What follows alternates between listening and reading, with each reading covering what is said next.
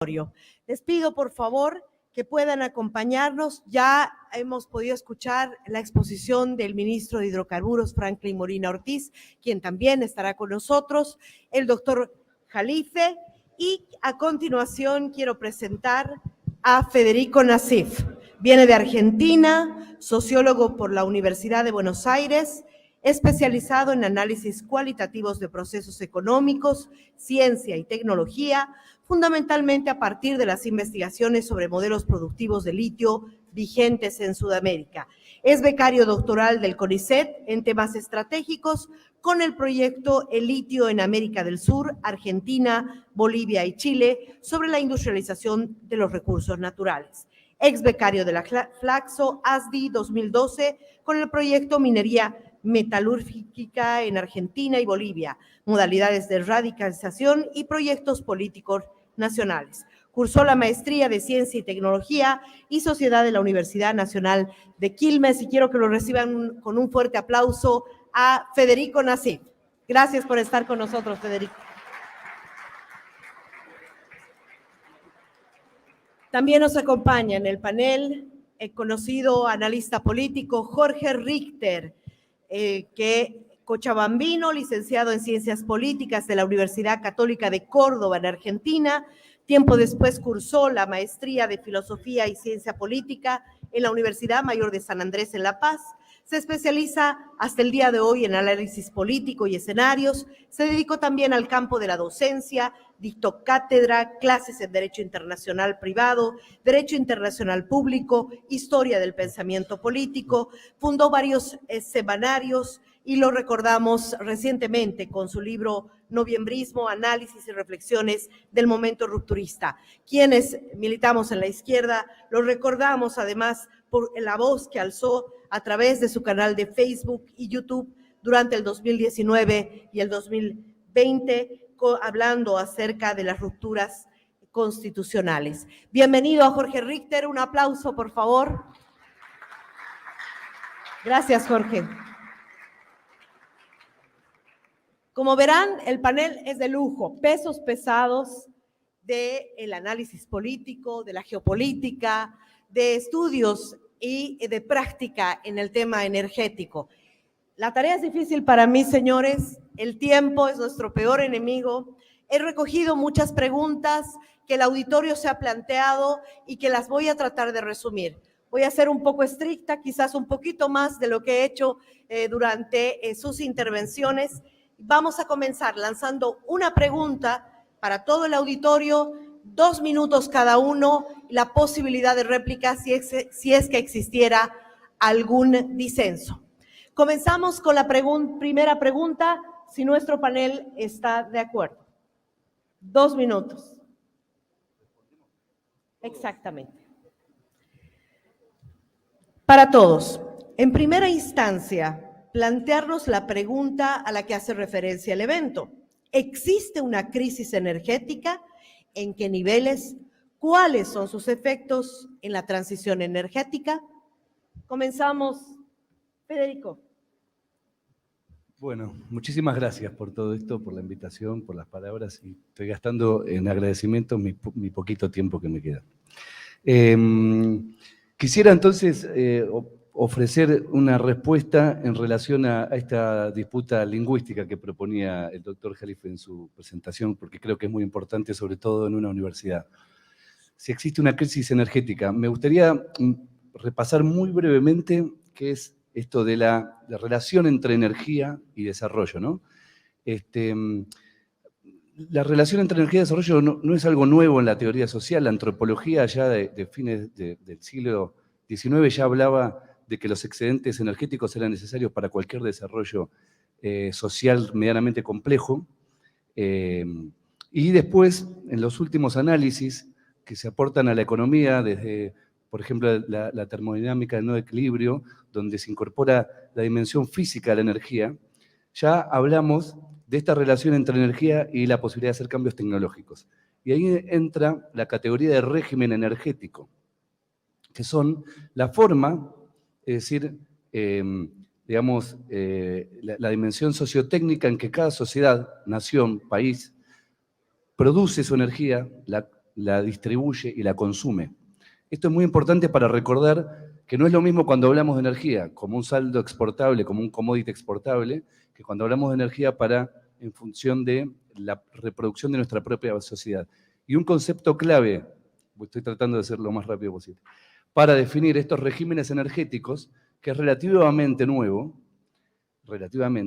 es el de tasas de retorno energético, ¿verdad? Que es el que indica, es una manera de estimar las distintas fuentes de energía en función de la misma energía que se necesita para producir esa energía. Es decir, una manera de evaluar el saldo energético que queda después de producir esa misma energía. Por ejemplo, en Argentina se habla de las maravillas de Vaca Muerta como un gran yacimiento no convencional y el futuro del país, pero hay que ver que en estos tipos de yacimientos no convencionales, a diferencia del petróleo tradicional, cuando surge la era del petróleo, donde uno prácticamente hacía perforaba la roca, la tierra y brotaba el petróleo como los dibujitos animados, hoy se requiere muchísima energía para explotar un yacimiento como el de Vaca Muerta.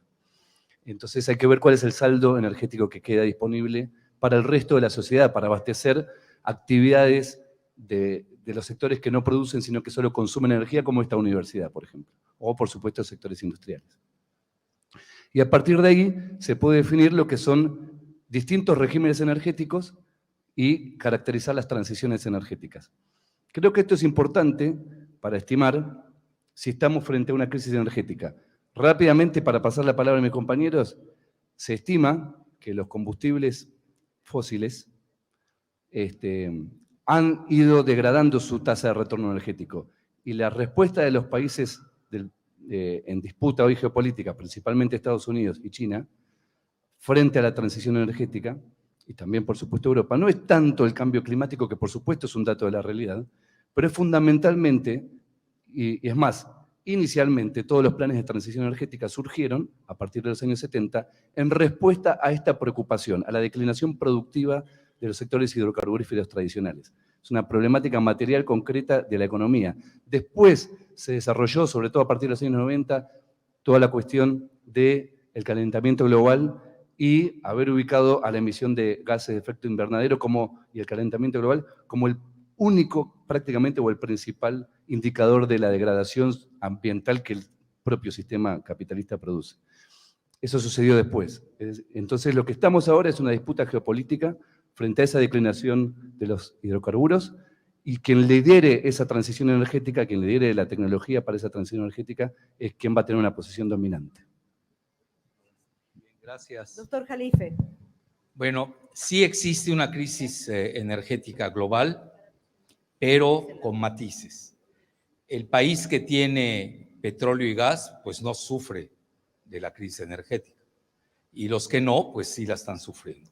Esto se agudiza con la situación en Ucrania, cuando Estados Unidos, la OTAN y la Unión Europea se equivocaron y aplicaron toda una serie de sanciones que ellos le llamaron la opción nuclear.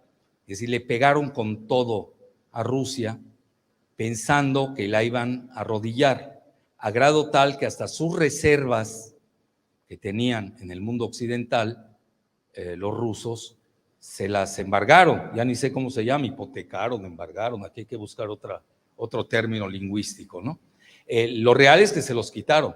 Y resulta hoy que Rusia tiene el equivalente de esas reservas, las ganó vía el alza del petróleo.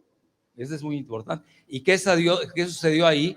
Pues Alemania, que aplicó las sanciones ciegamente, que dependía mucho de los gasoductos rusos. Luego viene todo el evento de Nord Stream 1, Nord Stream 2, que ya conocen, etcétera. Pues ahora tiene que importar energía de Estados Unidos, sobre todo el gas licuado, 9 veces más caro. Entonces está sufriendo una gran inflación. A Estados Unidos incluso le pegó la inflación. Hoy véanlo cómo está. No está amainando la inflación. Entonces sí se dio, sí existe la crisis energética como tal, haciendo el matiz dependiendo si eres productor o si eres importador. Y a nivel de los fertilizantes también afectó, porque mucho de ello proviene de todo lo que es los fertilizantes, pues naturalmente esto también ha impactado en la crisis alimentaria que va de la mano. Al final del día estamos viendo una triple crisis: la energética, la alimentaria y la financiera. Muchas gracias. Ministro Franklin Molina, ¿existe una crisis energética? Bueno, creo que hemos sido claros en la presentación esta tarde, dentro del análisis que planteé. Primero que, evidentemente, como ya lo dijo el profesor Jalife, ciertos países sí están teniendo una crisis energética y Europa es el ejemplo de esto, pero además los otros países no productores, evidentemente, estamos hablando principalmente de fósiles, porque resulta que Europa no había sido tan verde que digamos. De pronto ahora están reactivando sus centrales nucleares, ¿no es cierto?, sus centrales de carbón, y están tratando de adquirir cómo almacenan petróleo y gas. Entonces, evidentemente, y su población está teniendo los efectos que está teniendo un mundo que finalmente se mete en una guerra, ¿no? Crisis alimentaria, crisis inclusive inflacionaria. Los indicadores de inflación son terribles. Las facturas de las familias europeas no se pueden ni pagar, ¿no? Entonces, y eso genera un problema social, casi al borde de una guerra civil, pero no lo dicen evidentemente. Ahora, pensar que nuestros países están ajenos a lo que ocurre en este mundo es también cometer un error. Lo cierto es que inclusive nuestro país ha sufrido las consecuencias, porque no se olviden que nosotros importamos combustibles líquidos. Igual Argentina ha tenido ciertas consecuencias, ciertas dificultades. La logística en el mundo se ha complicado, los costos logísticos de transporte marítimo, que a su vez afectan el transporte de bienes de capital, ¿no? Porque evidentemente todo lo importamos desde China y de pronto no habían ni buques, contenedores, ¿se acuerdan de la crisis de los contenedores? Y se retrasan proyectos, tiene un efecto en la economía, tiene un efecto en la producción y tiene un efecto también en los costos financieros que están ligados a todo esto. Entonces, desde ese punto de vista, evidentemente la crisis como tal no solamente es una crisis energética, ¿no? Una crisis que tiene consecuencias en una serie de factores que seguramente acá los expertos podrán abundar más en el tema, pero yo me quedo con este dato. En el caso de Bolivia hemos podido salir de este fenómeno y poder atenuar con los indicadores que también mostré esta tarde, que son principalmente indicadores que nos dan cierta autarquía en términos energéticos. Yo diría uno de los indicadores razonablemente moderados dentro de la región, pero que además, debido a una política de subvención de precios de combustible, hemos también evitado un impacto inflacionario que hubiera tenido un efecto desastroso en la economía boliviana. Jorge Richter, le planteamos la misma pregunta. ¿Existe una crisis energética? Bueno, primero saludar a todas y todos los presentes. La palabra crisis es la constante de las relaciones internacionales, porque los intereses que tienen cada uno de los estados, de los países, independientemente del sistema que defienden o de las características ideológicas, si éstas tuvieran una incidencia importante, pues siempre generan tensiones entre unos y otros países. Hoy el escenario de Europa claramente nos muestra esto.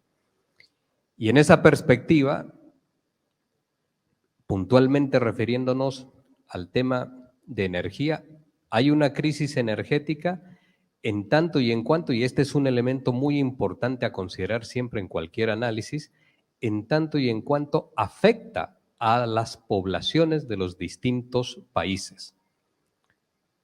Cuando un país no tiene capacidades productivas porque la misma tierra no le ha entregado aquel beneficio, pues entonces su búsqueda para poder encontrar alternativas a los condicionamientos de lo que son las fuentes de energía ya lo lleva a una situación de vulnerabilidad o de debilidades. Hoy en día los precios del petróleo en estos momentos van oscilando. La demanda y la oferta en el último año, los precios han caído, pero hemos tenido precios todavía mucho más bajos. El día de hoy, alrededor de $87 el barril. Entonces es una situación pendular la de la crisis energética. Por supuesto que hay que buscar algunas alternativas, pero están también aquellos que dicen y que señalan que las fuentes de energías fósiles todavía van a tener una perdurabilidad y una presencia importante. Y porque son estos unos espacios geográficamente en el mundo que otorgan poder geopolítico. Las disputas siguen siendo hoy en día por controlar estas fuentes de energía, de manera muy, muy importante también. En gran medida, y termino con esto, en gran medida la disputa por la seguridad nacional de Rusia, pero también por el control de Eurasia, es una confrontación que tiene mucho que ver con el control de fuentes de energía. Entonces, allí hay que mirar de manera clara algo que se llama la época del Antropoceno, donde es la era de los hombres, y son pocos hombres los que dirigen el destino del mundo, son muchos quienes son las víctimas de la decisión de unos cuantos y de unos pocos.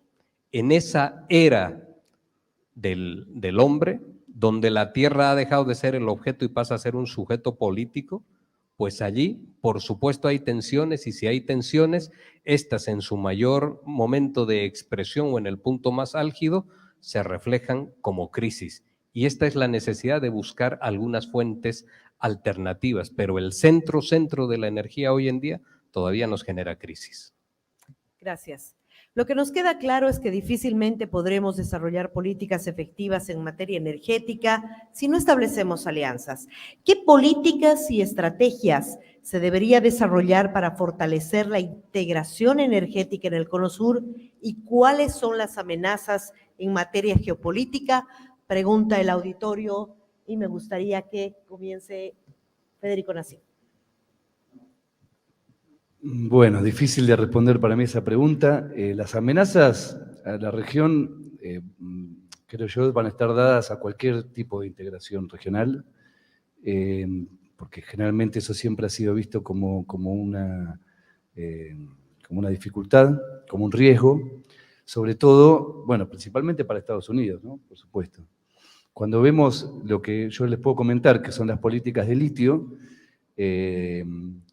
claro, ahí lo que interesa es ver cuál es la relación entre esta geopolítica y las políticas domésticas, porque hoy vimos todo el panorama mundial, pero la manera en que responde cada uno de nuestros países a esa orden mundial en disputa y en transformación no es la misma, y depende siempre de las relaciones de fuerza al interior de cada uno de los países, ¿verdad? En el caso del litio es clarísimo, tenemos 3 modelos distintos, y la posibilidad de hacer una coordinación desde ahí realmente es difícil. Hoy por hoy. Incluso a pesar de cierta sintonía política excepcional, porque estamos actualmente con una importante, digamos, buena relación entre los países del Cono Sur, incluyendo Brasil, que también produce litio, también tiene yacimientos de litio y produce. Pero bueno, tenemos historias muy distintas. Chile tiene un tratado de libre comercio igual que México, firmado con Estados Unidos. Seguramente sus estrategias van a estar vinculadas a las necesidades norteamericanas, pero a diferencia de Argentina, a partir de una empresa estatal. Ahí no es lo mismo Boric que Milei, simplemente porque Chile no es lo mismo que Argentina, ¿no? Chile está respondiendo a esa relación creando una empresa estatal. Y sobre la soberanía, digamos, sobre la declaración de recursos estratégicos. No se pueden comprar y vender yacimientos allí. En cambio, en Argentina sí. Y con esto termino.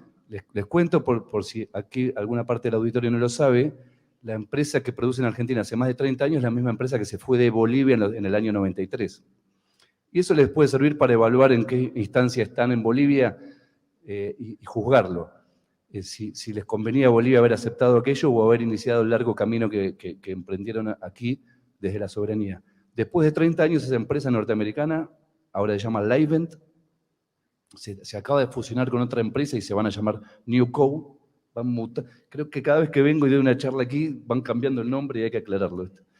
Esa empresa, después de 30 años de explotación, adquiere yacimientos sin ningún plazo ni condiciones por parte del gobierno, deja regalías del orden de un 1,5-2% a cambio a las provincias, y en 30 años de explotación no hubo, 25 años de explotación a gran escala, no hubo ningún tipo de encadenamiento productivo local, ni beneficio para las comunidades, ni desarrollo para la ciudad que queda cerca del salar, y un largo etcétera. Incluso tiene problemas de evasión, subfacturación y demás. Aún así, sigue siendo la principal empresa y nada indica que lo vaya a dejar de ser. Así que bueno, eso quizás sirva para el análisis. Doctor Jalife, nos preguntan, ¿cómo nos unimos y cuáles son las amenazas? ¿Cómo nos aliamos?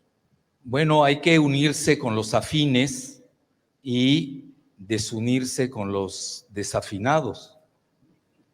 Así de fácil, ¿no? Y aquí no hay, y no caigamos mucho en esto de izquierda a derecha porque vamos a enloquecer y vamos a acabar aliándonos con los enemigos.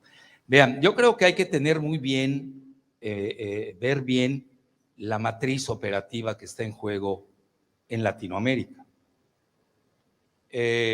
Obviamente que lo que es factible, para decir algo, con Bolivia, no lo es para México, que es Ucrania. México es la Ucrania de Estados Unidos. Es muy difícil que la suelten. Y además tenemos 40 millones de mexicanos en Estados Unidos. De los 6 ingresos principales del Producto Interno Bruto de México, 5 son dependientes de Estados Unidos y no acabaría. Y naturalmente, pues por eso le llaman el patio trasero a México de Estados Unidos. Ahora, lo que estamos viendo hoy, corte de caja de hoy, no quimeras ni espejismos, es que China domina geoeconómicamente América del Sur. Eso es una realidad. China no entra a México. ¿Por qué? Pues no la han dejado entrar. Centroamérica está en disputa. Todavía hay 2 países de Centroamérica, Belice y Guatemala, que acaba de tener su elección, que tienen relaciones con Taiwán.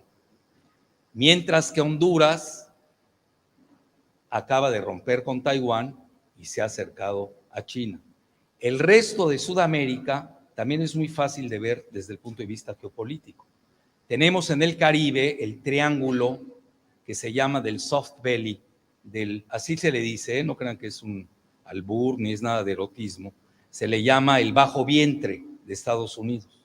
Y no es gratuito que Rusia haya apostado tanto en Venezuela, en Nicaragua y en Cuba. Eso es una realidad.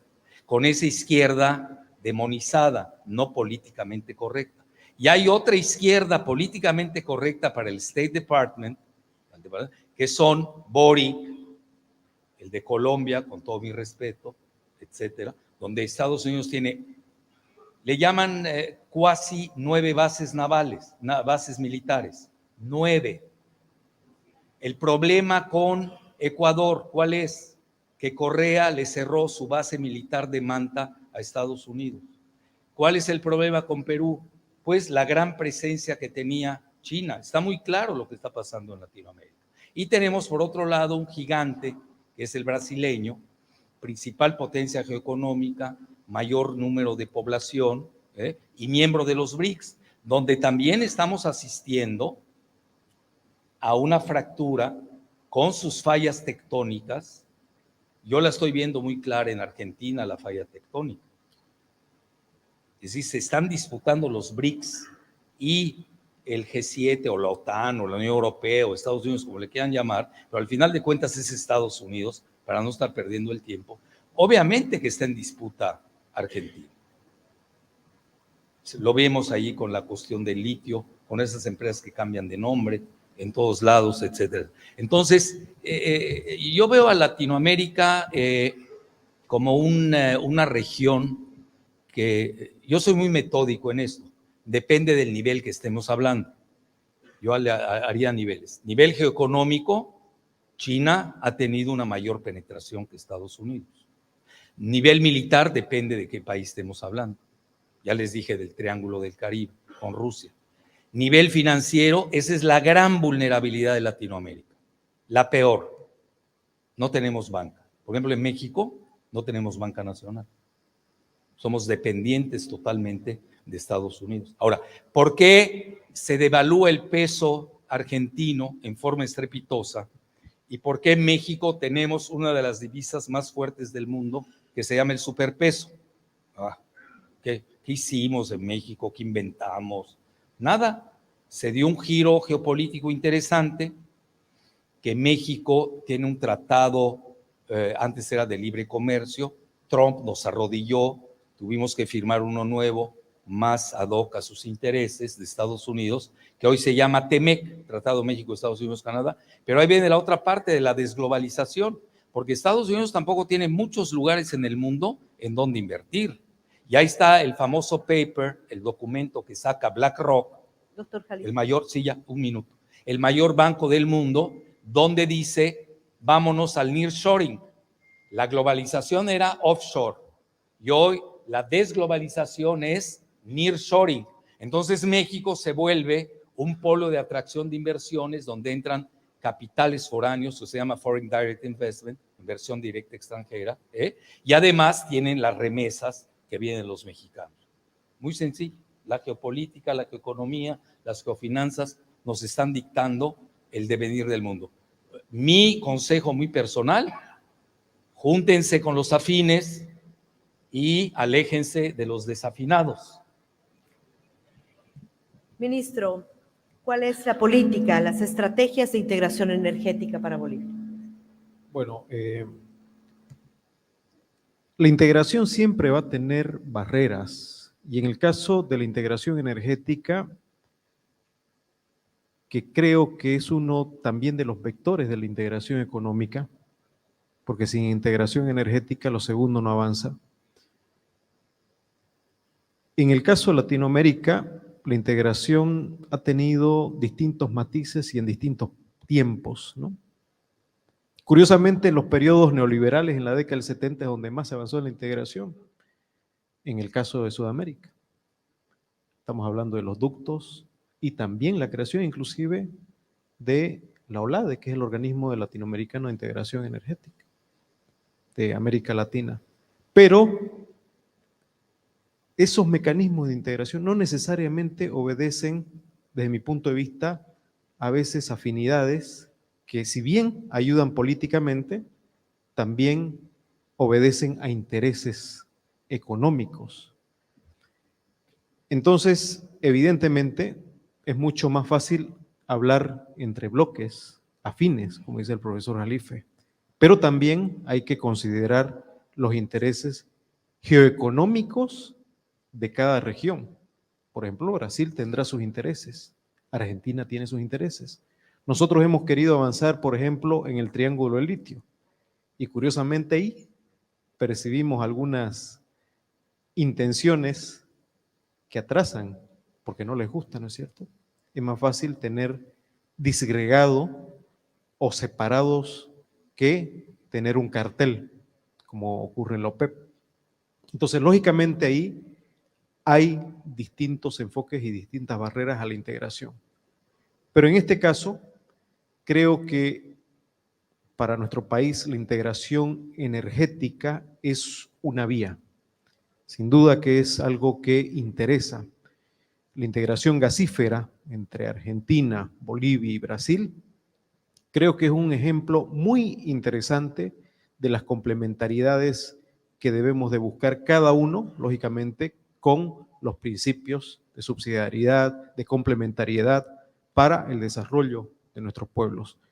Pero, reitero, avanzar en la integración no es un proceso fácil, no es un proceso que es de la noche a la mañana, a veces requiere mucho tiempo y requiere, vuelvo a reiterar, voluntad política, que es un elemento importante. Creo que hoy la región del Cono Sur, con Brasil, en el caso de Argentina, nos presenta una opción interesante para materializar, por ejemplo, en el caso nuestro, la integración eléctrica, que ya hemos comenzado a avanzar con el caso de Argentina y estamos avanzando en el caso de Brasil, hemos avanzado con el tema del estudio de integración de los inventarios y de las interconexiones. Esperamos que además ese factor pueda coadyuvarnos en la integración física en el caso del sector eléctrico con la infraestructura y con la implementación de importantes megaproyectos para generación eléctrica que nos permitan también al país generar ingresos y divisas. Pero el otro elemento importante también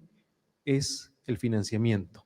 Y aquí este otro factor clave para el desarrollo y la materialización de esa integración. ¿Quién pone los recursos para viabilizar la integración? Son aspectos que evidentemente tiene que ver cuando hay también mercados, cuando hay capacidad financiera y en el caso del Brasil, el BNDES tiene una cartera, sin menospreciar al BID, pero muy similar al BID, ¿no? Entonces, también son oportunidades que se dan, pero lógicamente hay otra serie de factores que también tienen que ver con efectos, en este caso, ambientales, sociales, políticos, etc.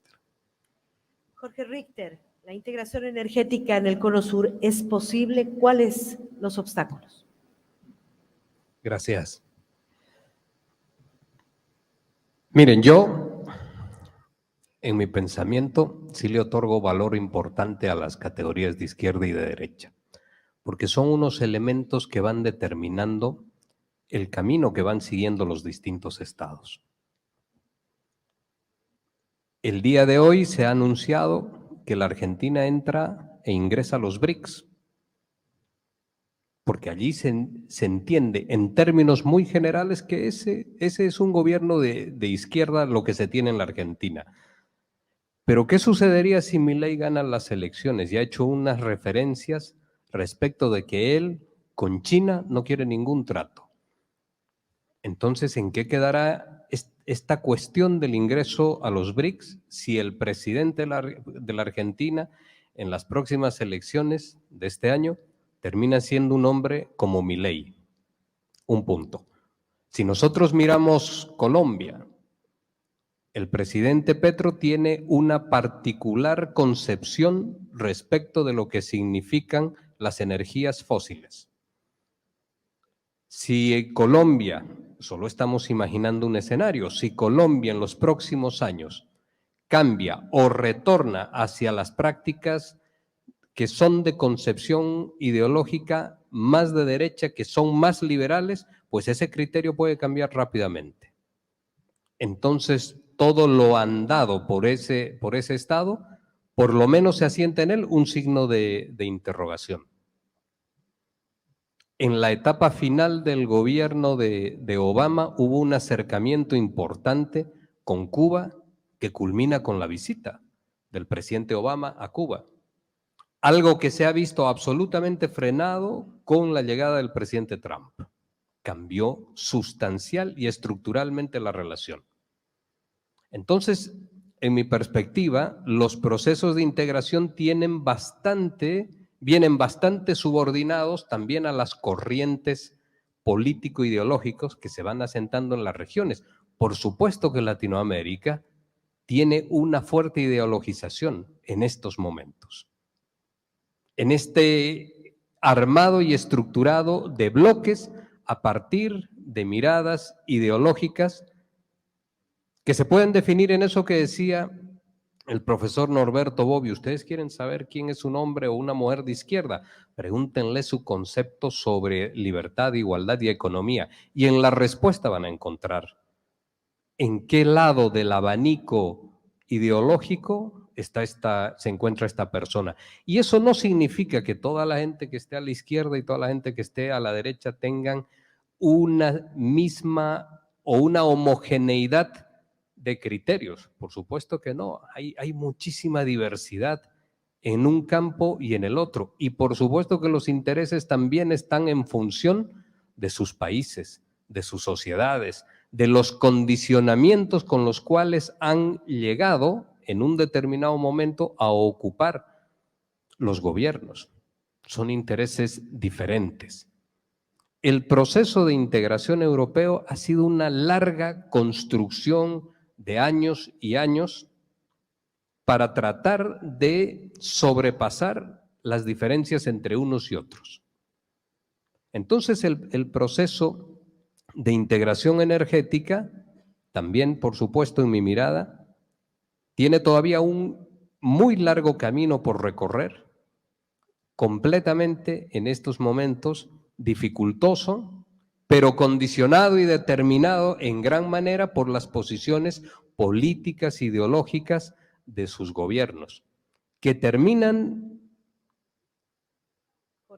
conduciendo el país, esta es la característica, hacia gobierno, intentando llegar hacia gobiernos con los cuales tienen cierta semejanza. Pueden haber semejanzas ideológicas, pero ya no mismos intereses energéticos. En esa perspectiva, considero que los procesos de integración energética son muy, muy complejos y entonces esto obliga a que los países tengan que desarrollar sus propios modelos de negocios a partir de su realidad energética, hablando estrictamente en temas de energía, sus propios modelos en función de su propia realidad, antes que de las miradas de fuerzas conjuntas y de acompañamientos con otros países, porque hay un elemento que es condicionante, y esto está en la realidad, los factores políticos, ideológicos que hay en la región, y que tiempos más modernos, tiempos nuevos, tiempos distintos, tiempos distintos, las ideologías, las formas de pensar, las concepciones, las prioridades, las decisiones en determinados ámbitos sí y en determinados espacios no, pues esto tiene un gran componente ideológico. El auditorio nos plantea un dilema y se lo planteo a nuestros panelistas. Seguridad energética versus la soberanía energética. Vuelvo a repetir, seguridad energética versus la soberanía energética. ¿Cuál es el camino a seguir? Y ahora me gustaría darle la palabra al profesor Jalife. Depende del país, son cosas, depende del grado de militarización. No es lo mismo una seguridad energética de Rusia con 2,000 y pico de ojivas nucleares, con su soberanía energética que sí la puede aplicar, a países que son dependientes.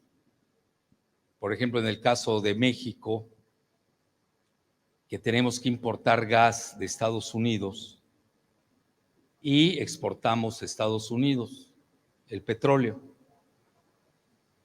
Y independientemente sea usando esos términos que a mí me disgustan de izquierda a derecha, porque no les encuentro ni pies ni cabeza, de que sea el gobierno de izquierda o de derecha de México, porque tenemos una realidad geopolítica.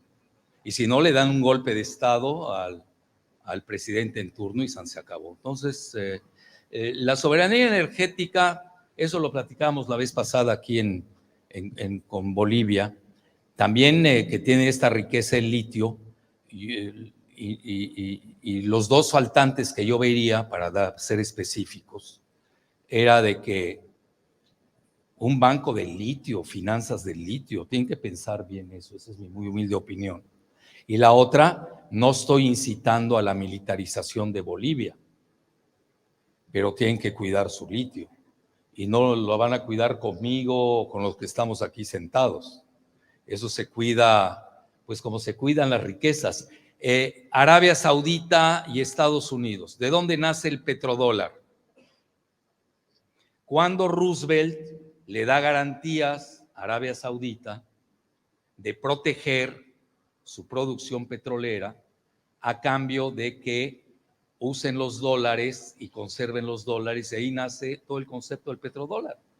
Hoy Estados Unidos, como se está cambiando hacia el este porque quiere contener a China, y ya el Medio Oriente deja de ser tan trascendental como lo fue en el antaño, pues hoy vemos todo lo contrario, que Arabia Saudita busca otro tipo de paraguas militar, otro tipo de arreglos geopolíticos, incluso hasta se acerca con Irán, que fue su enemigo religioso y geopolítico en la región del Golfo Pérsico, con la bendición de China. Y ahora ya estamos en la fase del petroyuan. Es decir, no pasamos del petrodólar al petroyuan en un día o en otro. Pero lo ideal sería la autarquía, que la soberanía energética lleve a la seguridad nacional. Y la seguridad nacional, hasta donde yo me quedé, lo dan los militares. Es decir, no lo da los civiles.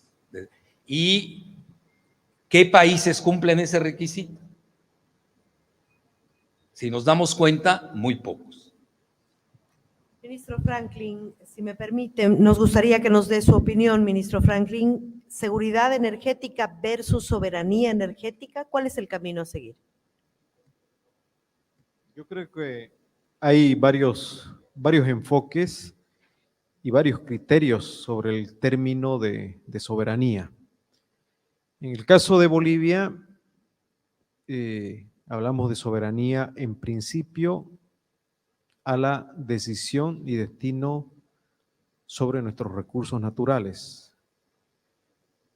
Y, lógicamente, en este concepto es importante que el Estado defina su hoja de ruta de cómo y con quiénes se puede finalmente asociar para explotar y la forma en que lo va a hacer. No es un camino fácil porque ahí viene el otro elemento. ¿Cómo puedes tener soberanía si no tienes capital ni tecnología? Que son elementos también partes de este abordaje que, como lo dice el profesor Jalife, no deja de tener un grado de complejidad un poco mayor al del concepto de soberanía energética. Sin embargo, evidentemente, y no es que vayamos a tener nuestras Fuerzas Armadas y cuarteles en las fronteras con Chile y Perú, pero evidentemente algo muy importante es que los bolivianos tenemos que guardar nuestros recursos estratégicos y establecer mecanismos de control. Por esta misma razón, y a manera de promocionar lo que hemos hecho, la semana pasada estuvimos visitando nuestra planta industrial de carbonato de litio, una planta de 15,000 toneladas que está en la fase de prácticamente de arranque. Hemos concluido en nuestra gestión una planta ya de grado industrial y invitamos al ministro de Defensa y a nuestras Fuerzas Armadas porque evidentemente el litio no deja de ser un recurso estratégico. Y bajo ese aspecto, no solamente es solamente un ejemplo, el agua también es un recurso estratégico y es principalmente una fuente de energía, que es otro aspecto que hay que verlo desde el punto de vista también geoestratégico, no solamente el emplazamiento, sino también el aprovechamiento. Entonces, vuelvo a reiterar, el término de seguridad y soberanía es un aspecto muy complejo de analizar. Si no, fíjense los europeos.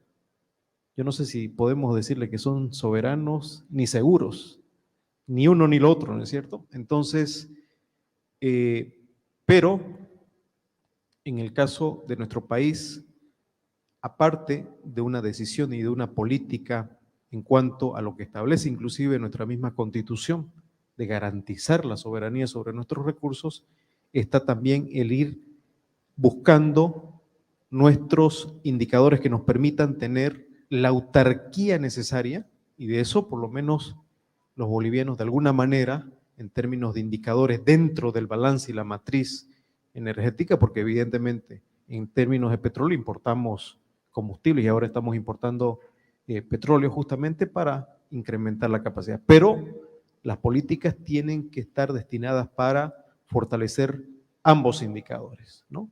Y lograr un sistema robusto que nos permita garantizar el desarrollo económico y social, porque finalmente de eso se trata. La energía mueve la economía, mueve la sociedad, ¿no? Mueve que nos podamos reunir con aire acondicionado, con luz, con las condiciones tecnológicas suficientes. Entonces, eso evidentemente es un país que tiene la necesidad de implementar y fortalecer siempre sus políticas, y ahí entran varios componentes, ¿no? Varios componentes: seguridad nacional, cuidado de los recursos y, lógicamente, tener una estrategia para lograr eso. Y para lograr una estrategia hay que armar metas de largo plazo. Vuelvo a reiterar, las metas no pueden ser de corto plazo cuando hablamos de energía. Tienen que tener un horizonte de una política de Estado. Sin eso es imposible avanzar. Señor Richter, seguridad, soberanía, ¿es un dilema? ¿Cuál es el camino a seguir? Si de alguna manera uno tuviera que intentar recoger el sentir de acá, de todo el auditorio, entonces le podría trasladar al ministro de Hidrocarburos, al ministro de Energía, y decirle: nosotros queremos soberanía energética para que a través de eso usted nos garantice seguridad energética, ¿no? Y ahí pareciese que la fórmula es simple y es fácil. Pero cuando hablamos de soberanía energética, y si nos enfocamos estrictamente en el tema del litio, ahora, ¿cómo podemos trabajar, bajo qué concepto, para que el litio no se convierta en el estaño del pasado, en la plata del pasado, que ha beneficiado a otros y que no ha dejado en el país el rédito esperado? En el año 68, cuando ya en sus últimos días y en su lecho de agonía, Sergio Almaraz todavía reflexionaba, él señalaba y decía: ¿por qué nos ha ido tan mal a los bolivianos? ¿Por qué nos ha ido tan mal? ¿Por qué esta suerte tan miserable? Y terminaba diciendo: es que han existido también bolivianos que han favorecido a los intereses extranjeros, otorgándoles facilidades para que puedan llevarse y tomar nuestros recursos naturales. Y esa era una mirada que él tenía a lo largo de la Revolución Nacional, de lo que había pasado en la misma Revolución Nacional después de la nacionalización de las minas. Entonces, el gran debate es que hoy en día esta riqueza que nosotros tenemos presente ya en nuestro país, que nos sitúa nuevamente en un nivel expectante, podamos empezar a explotarla, a beneficiar al país bajo un principio y un concepto claramente de soberanía. Claramente soberanía. Esto quiere decir que seamos nosotros dueños de todo el proceso y de toda la cadena de producción, de explotación, de extracción, de explotación, de producción, de industrialización, etcétera, para que el país finalmente encuentre un derrotero distinto en función de un recurso natural tan importante. Este es el elemento central.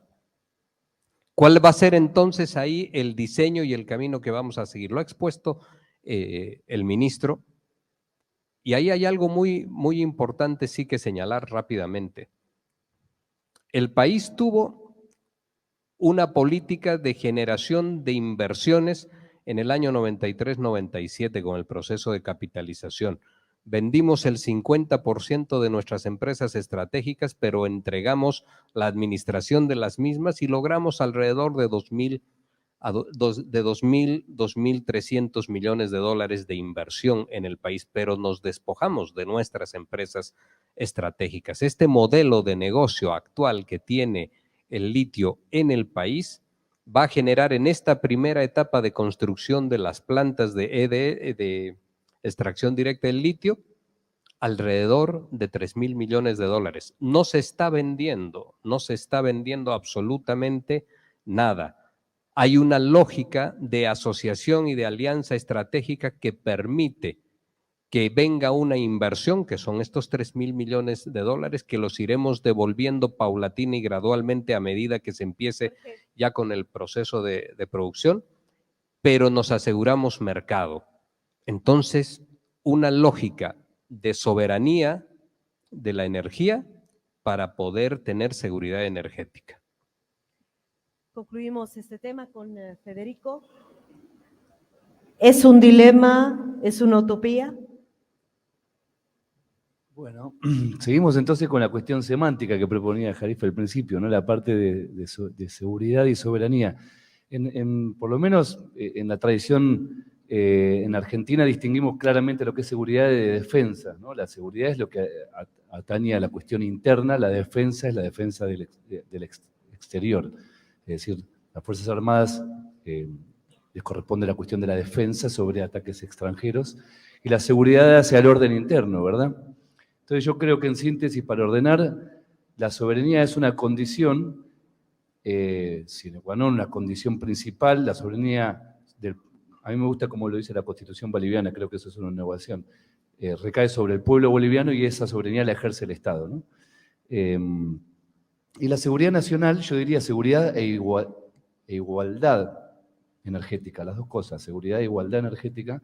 Ahí sí quizá entra el concepto de izquierda, también valorar la necesidad de la distribución de la riqueza, la igualdad social, porque creo que es un horizonte que compartimos, y no casualmente en América Latina las posiciones de izquierda son las que terminan valorando la cuestión de la soberanía. Es decir, no ha habido nacionalismos de derecha, quiero decir, derechas nacionalistas que reivindican la soberanía, eso por lo menos en Argentina no ha habido. Entonces, simplemente me parece que la manera de vincular esos dos conceptos es reivindicar la soberanía. Creo que los BRICS tienen eso de interesante, ponen en el eje del nuevo orden mundial el respeto a las soberanías de los estados nacionales, eso es muy importante en contra del globalismo, además de la desdolarización, el Banco de Desarrollo, que para Argentina sería algo importantísimo en este momento. Y poner como horizonte la cuestión de la seguridad creo que es realmente importante,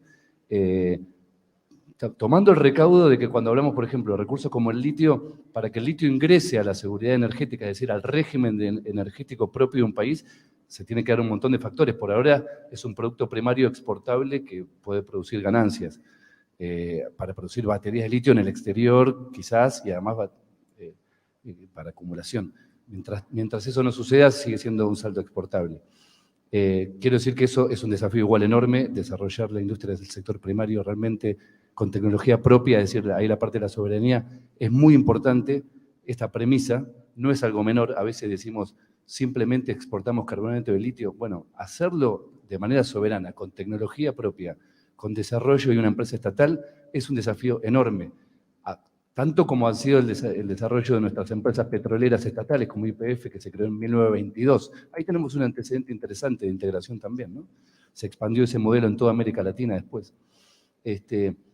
Entonces, saltar desde ahí, desde ese desafío que es enorme, que es el que ahora está avanzando Bolivia, a integrarlo a un régimen energético seguro e igualitario, bueno, eso ya es de largo plazo, no atañe a una sola empresa como YLB, por ejemplo, en el caso de Bolivia, es todo un plan de desarrollo, ahí la integración va a ser fundamental también. Y creo que ahí ya no se parte desde esta idea semántica de la industrialización del recurso hacia la batería, porque eso en realidad encierra modelos de desarrollo también importados. Hay que pensarlo ahí sí desde arriba para abajo. ¿Qué buscamos? Transición energética, seguridad, igualdad energética. Bueno, ¿qué recursos tenemos? No solamente litio, tenemos muchos otros recursos, ¿no?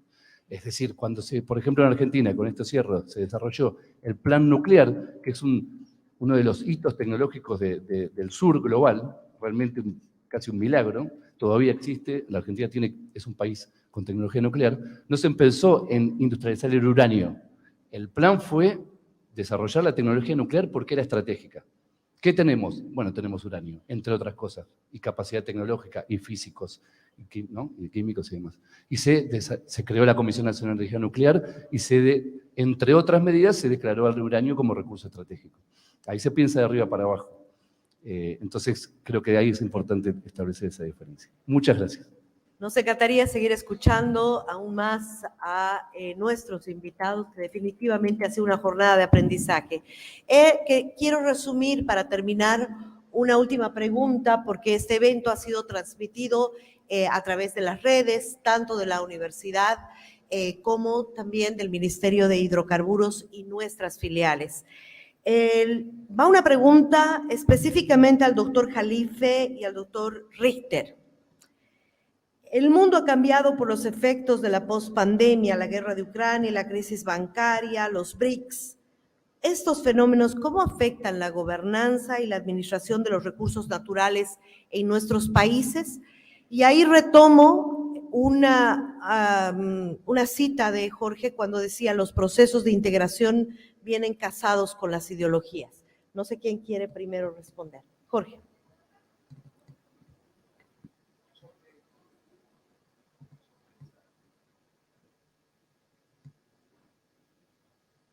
Hola, hola. Ahora sí. Sobre esa pregunta diría lo siguiente.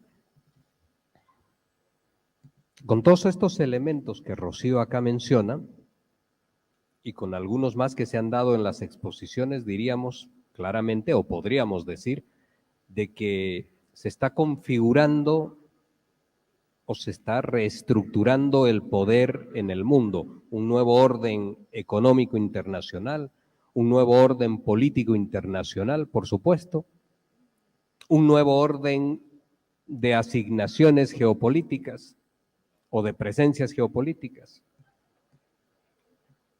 Pero en mi pensamiento y en la mirada que tengo, en realidad son unos matices de un orden que está establecido hace bastante tiempo.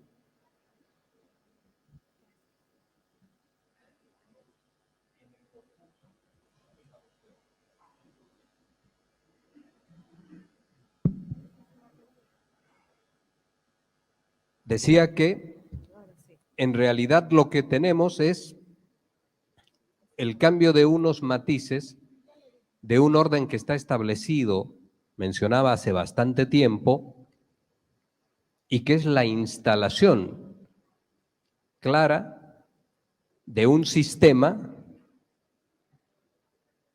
que se le suele llamar capitalista, pero que en realidad no es en sí un sistema económico, sino es un sistema social, una forma de organización de la sociedad, que no me voy a poner a desarrollarlo porque todos lo conocen, pero que tiene unos elementos que son extraeconómicos para que el sistema pueda funcionar. ¿Esto qué significa? Organizar la sociedad en un determinado sentido para que el conjunto de personas de la sociedad puedan entregar a lo que se dice y se llama y se conoce como sistema económico una serie de factores, de eventos que son recursos naturales, que son instituciones públicas, que componen los factores extraeconómicos y que terminan configurando y estructurando una forma de sociedad. Esto es la vida neoliberalizada. Y este es el tema central, cómo se estructuran las sociedades para que después las grandes corporaciones, los grandes intereses, el poder financiero transnacional, haciendo caso omiso de lo que pueden ser las realidades condicionantes, lacerantes muchas veces cuando uno las analiza, de las sociedades, toman sus recursos extraeconómicos, toman lo que necesitan de aquellas sociedades sin reponerles absolutamente nada para iniciar permanentemente su ciclo de acumulación. Entonces, es un modelo de sociedad. Y esto es lo que se configura en el gran escenario internacional, pero que necesariamente tiene que funcionar de forma correcta, en su entender la correctitud, de forma correcta en lo interno, para que pueda concatenar un espacio con el otro y con el otro, para poder ser efectivamente útil para los beneficios del capital, para el usufructo, la acumulación de los recursos. Esos factores extraeconómicos son fundamentales analizarlos. La organización de la sociedad también es fundamental poderla comprender. Yo siempre insistiré, y concluyo con esto, siempre insistiré en que las miradas de izquierda y derecha son lo que determinan esto, la resistencia a ese modelo de sociedad. Y no significa que un gobierno de izquierda no le pueda vender a un gobierno de derecha. Chávez le vendía petróleo a los Estados Unidos, pero esos son intereses inmediatos, eso tiene otra característica. Son estas miradas y esta estructuración de la sociedad lo que va determinando en el contexto internacional y forma parte del armado general de lo que son los nuevos órdenes económicos, políticos, internacionales. Son modelos de sociedad y está diseñado para que a través de determinados argumentos, libertad, justicia, libertad individual, no libertad colectiva, que son distintos, libertad, igualdad, justicia, etcétera, pueda parecer siempre atractivo. Gracias. Muchísimas gracias, doctor Jalife. Todos estos cambios, este nuevo orden, ¿cómo ha afectado la gobernanza y la administración de los recursos naturales en nuestros países? ¿Los procesos de integración vienen casados con las ideologías? ¿Los procesos de integración qué? ¿Vienen casados? No, la parte final no lo veo así. Los chinos, por ejemplo, son muy pragmáticos.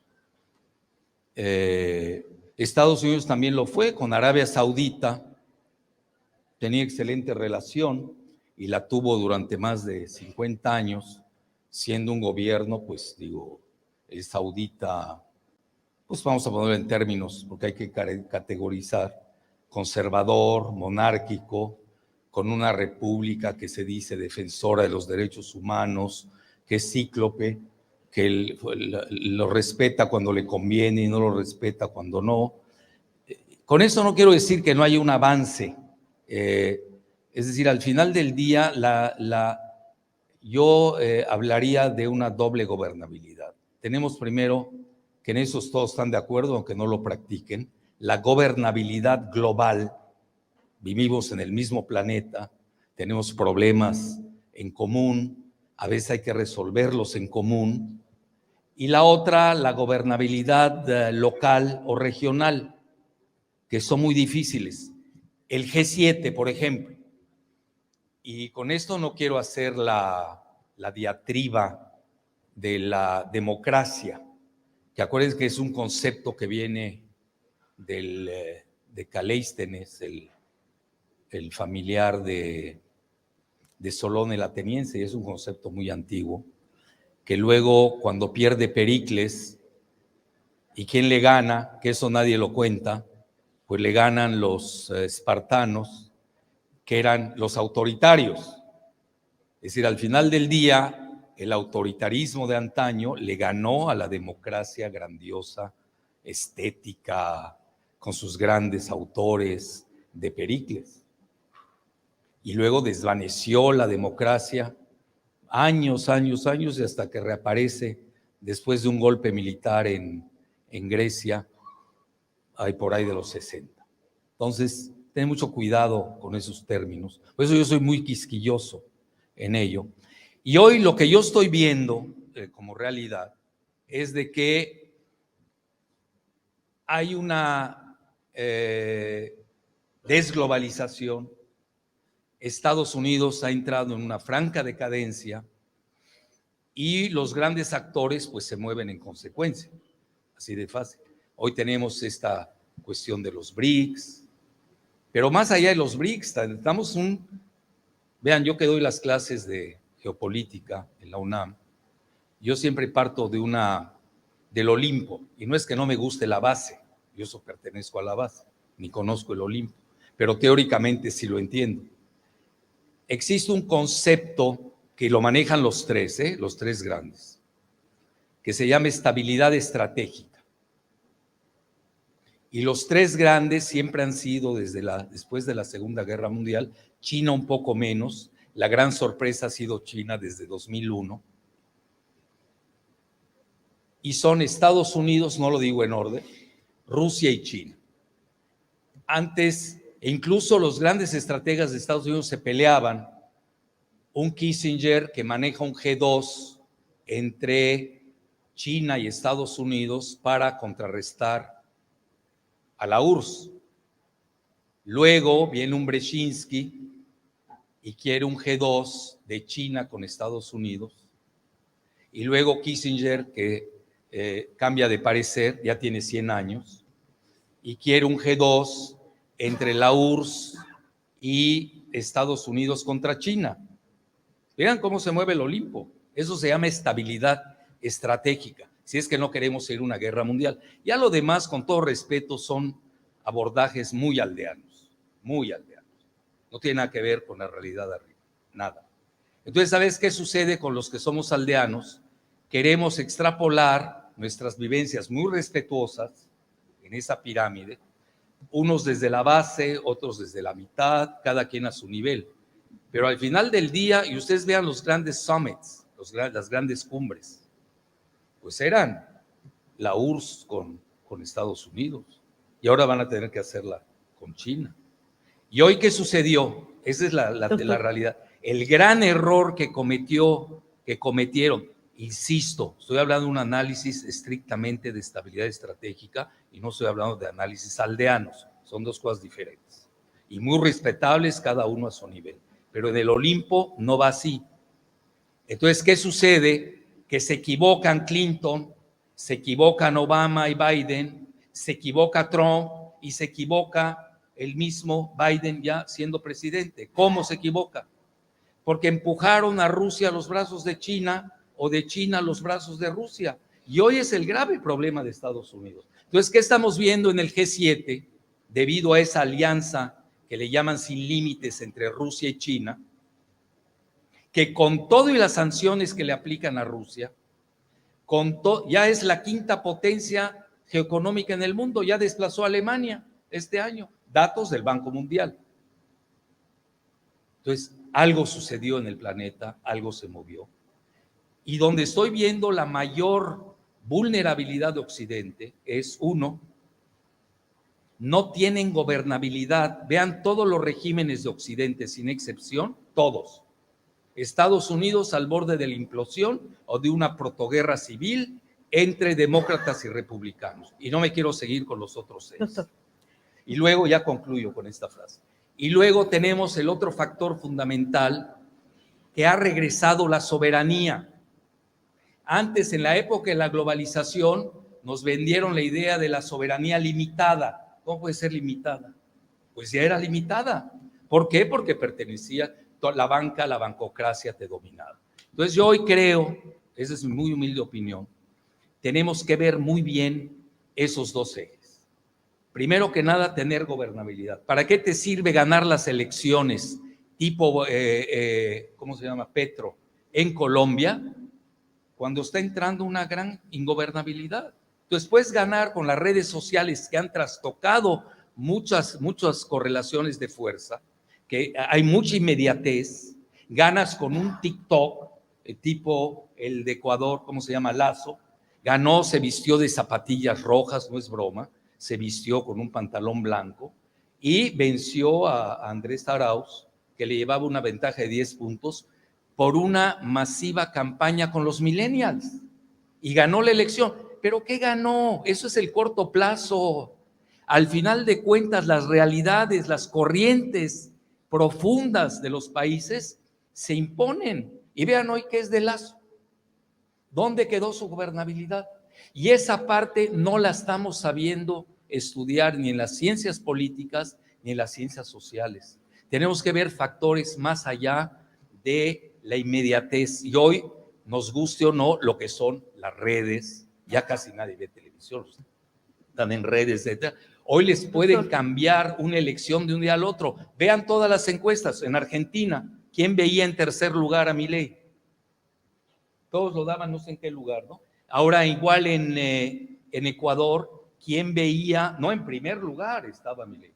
Ahorita en Ecuador, ¿cómo se llama? Daniel, el que quedó en segundo lugar, venía en octavo lugar, Noboa, el bananero. hijo de un empresario, etcétera. Venía en 8º lugar. Las encuestas se están equivocando también. ¿Por qué? Porque estamos entrando a una velocidad nunca vista. Entonces yo insisto, para los países que no pertenecemos al Olimpo de la estabilidad estratégica, que cada uno, tenemos que vigilar 2 cosas: la gobernabilidad y la soberanía. Gracias. Muchas gracias, doctor Jalife. Les pido un aplauso para nuestros expositores.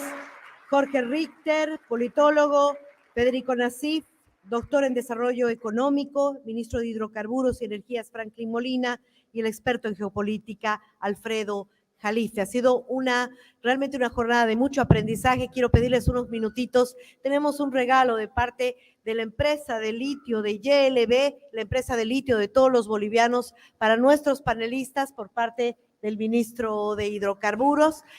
Acompañando un aplauso, ¿saben qué es el regalo? Son unas alitas. Alitas se denomina a la materia prima para el carbonato de litio. Queremos que se lleven parte de nuestro litio boliviano en este recuerdo. Un aplauso para ustedes como auditorio, muchas gracias, y los invitamos mañana a la segunda jornada.